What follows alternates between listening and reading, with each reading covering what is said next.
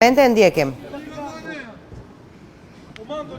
Jeni okay? Ja një sekundë. Pritë edhe pak, cila ishte arsye argëtuar në spa? Ja një sekundë, Gati. se nuk duhet jemi gati.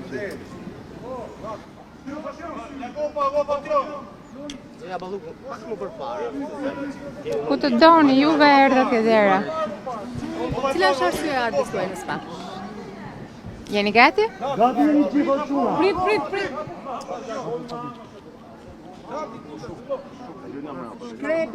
Shkrepeni, ha? Jeni gati? Gati jemi. Okej, shumë mirë. Atëherë përshëndetje të gjithëve, në respekt të plot të organeve të drejtësisë, kam pranuar kërkesën e prokurorisë së posaçme për një çështje në hetim. Si qytetare e Republikës së Shqipërisë dhe si zyrtare publike, e shikoj këtë si një proces i cili jam shpresë plot që do të jetë i bazuar mbi transparencën, llogaridhënien dhe mbi të gjitha mbi parimet e drejtësisë të pandryshueshme tek e cila besoj. Shumë faleminderit. Ju është komunikuar me Pandeo. Ajo ka kërkuar mandore që Persona e timu po e Pandeo. përgjigjuni, ka kërkuar zonja Palluku.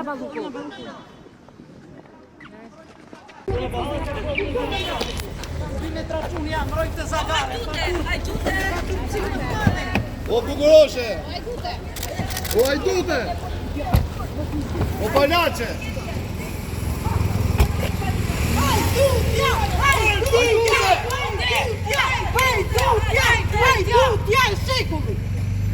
Vetë zonja Balluku, zëvendës kryeministe dhe ministre e infrastrukturës dhe energjetikës, ka pranuar se është nën hetim në lidhje me një çështje, por pa dhënë detaje të mëtejshme.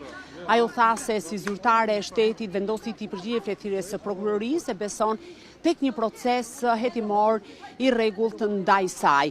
Sikurse në fakt News 24 e paralajmëroi dhe më herët, zonja Balluku nuk ka preferuar të jap shpjegime në ambientet e prokurorisë së posaçme, ku ishte e shoqëruar nga motra e saj, ish kryetara e Komisionit të Pavarur të Kualifikimit Pamela Qirko, e cila në rastin konkret do të jetë edhe mbrojtësja ligjore e zonjës Balluku, por ka firmosur sipas procedurës të gjitha aktet e ligji parashikon më pas që të jetë motra e saj në cilësinë e avokates mbrojtëse për të dhënë të gjitha shpjegimet ose prapësimet përballë prokurorëve të posaçëm, por zyrtarisht Belinda Balluku është në hetim dhe tashmë nën akuzë për vepër penale të shkeljes së barazisë në tendera, e për këtë vepër prokurorët janë duke vijuar sërish hetimet për faktin se kohët e fundit zonja në kuadër të hetimeve ndaj zonjës Balluku janë kryer një sër kontrollesh të njerëzve të besuar të saj. Ndërkohë që deri në këto momente motra e zonjës Balluku, zonja Pamela Qirko, e cila ka qenë edhe funksionare e institucioneve të vettingut dhe ka vetuar disa nga gjyqtarët e prokurorët e posaçëm dhe nuk di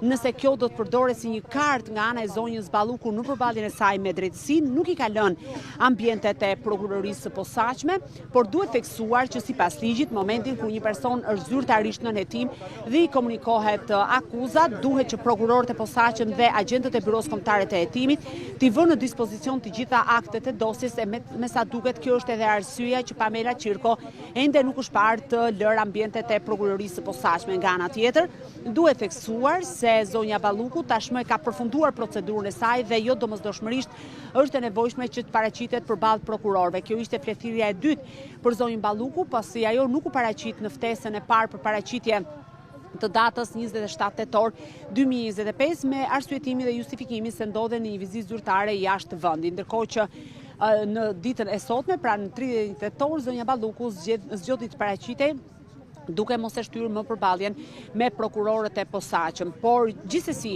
edhe pavarësisht të komentit të shkurtër që bëri pas daljes nga SPAK, Belinda Balluku nuk preferoi të përgjigjej asnjë pyetje të gazetarëve, nëse kryeministri ishte kërkuar dorëheqje nga detyra e zëvendës kryeministres dhe ministres së infrastrukturës së energjetikës, e po ashtu nuk dha shpjegime lidhur me pyetje të tjera që kanë të bëjnë pikërisht me faktin nëse do të vijojë të jetë në këto detyra qeveritare gjatë përballjes me prokurorinë e posaçme.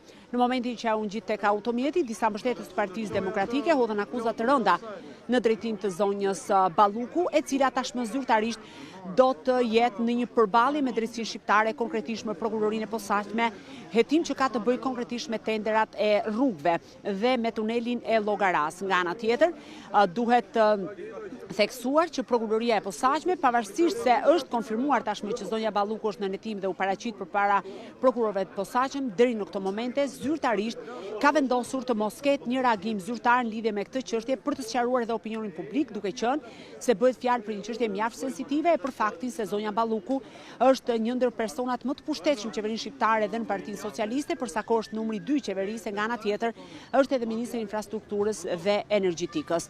Pola. Pra, stanca e sotme kishte të bënte me njoftimin e akuzës zonjës Balluku, apo jo?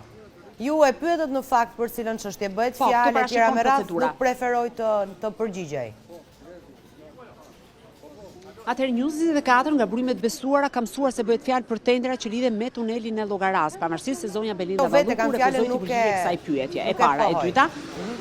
Po, nuk preferoj të bënte komente. Së dyti, ajo tha se shpreson në një hetim të drejtë dhe një hetim të paanshëm. Së treti, duhet kemi parasysh që ajo, domethënë, aktualisht është person në hetim dhe është komunikuar ky fakt, sepse ligji parashikon që në momentin kur një subjekt i caktuar, në rastin konkret zonjës Belinda Balluku, i shënohet emri në regjistrin e veprave penale në kolonën ku ajo konsiderohet person në hetim, duhet i bëhet me dije nga ana e prokurorisë posaçme dhe pikërisht kjo procedurë ka ndodhur ditën e sotme. Pra është një person zyrtarisht nën hetim për akuzën e shkeljes së barazisë në tendera dhe i komunikohet kjo cilësi e ndryshme nga më herët. Më pas, derisa ajo të merret e pandehur, është një fazë e dytë e procesit që sigurisht do të kërkojë më shumë kohë, sepse zonja Balluku është njohur tashmë dhe do të njihet për sa kohë që motra e saj, e cila mban edhe cilësinë e mbrojtjes, do të marrë dokumentat dhe aktet e dosjes dhe më pas sipas ligjit mund të paraqitet vetë për dhënë shpjegime apo mund t'i dërgojë ato përmes memove nga avokatët dhe ekipi ligjor i saj. Pra kjo është e gjithë procedura që ndodh. Por nga ana tjetër, prokurorët e posaçëm gjatë këtyre muajve kanë sekuestruar edhe dosje të tjera që kanë të bëjnë me procedura tenderuese të rrugëve. Deri më tani nuk ka konfirmim zyrtar dhe të dhëna zyrtare, nëse nga verifikimet dhe hetimet e këtyre tenderave kanë rezultuar ose jo shkelje. Prokuroria ka shtrirë hetimin mbi disa zyrtarë dhe ish zyrtarë të Ministrisë së Infrastrukturës dhe Energjetikës dhe konkretisht nga krerë dhe ish krerë të Autoritetit Rrugor Shqiptar. E po ashtu personat të tjerë të cilët kanë qenë të përfshirë në procedurat e përpilimit të tenderave e të tjera me radhë deri në shpalljen e fituesit, nën hetim dhe janë duke verifikuar edhe një sër biznesmenësh, por këto janë detaje të cilat do zbulohen ditë pas dite përsa kohë që ky është një proces i cili sapo ka nisur dhe ka sjellë në dyert e prokurorisë posaçme njeriu më të rëndësishëm pas Edi Ramës në Partinë Socialiste, të paktën për momentin, dhe që sigurisht mban postin e numrit 2 qeverisë dhe drejtimin e Ministrisë së Infrastrukturës dhe Energjetikës.